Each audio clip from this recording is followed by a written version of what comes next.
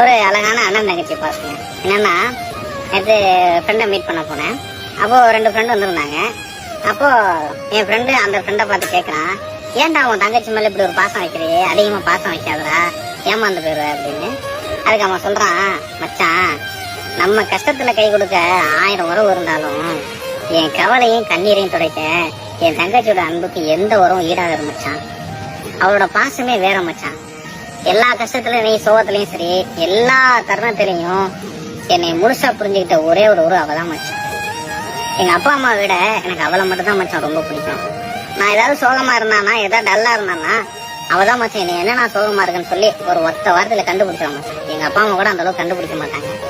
அந்த ஒத்த வார்த்தை கேட்கும்போது அண்ணா ஏன் நான் சோகமா இருக்கும் போதே கவலையெல்லாம் பறந்துடும் மச்சான். அவ்வளவு பெரிய உறவு மச்சான். இந்த மாதிரி உறவை நான் மிஸ் பண்ணவே மாட்டேன். அதனாலதான் அவளை அவன் மேல பாசம் வச்சிருக்கேன். எந்த அளவுக்கும் அவ என்னை விட்டுட்டு போனாலும் நான் அவளை விட்டு போக மாட்டேன். அவ என்னை காயப்படுத்தினாலும் சரி, என்னை திட்டினாலும் சரி, அவளை நான் விட மாட்டேன் மச்சான். ஏன்னா அவன் தங்கச்சி எங்க அம்மாவுக்கு மேல அப்படின்னா பாருங்க உள்ள அடிச்சு போச்சு. இந்த மாதிரி உறவு கிடைக்கிறது கஷ்டங்க. இந்த மாதிரி ஒரு அண்ணன், இந்த மாதிரி ஒரு தங்கச்சி, இப்படிலாம் கிடைக்கிறது ரொம்ப ரேர். நேற்று அவங்க சொல்லும் போது எனக்குலாம் ஒரு வைப் ஆயிடுச்சு.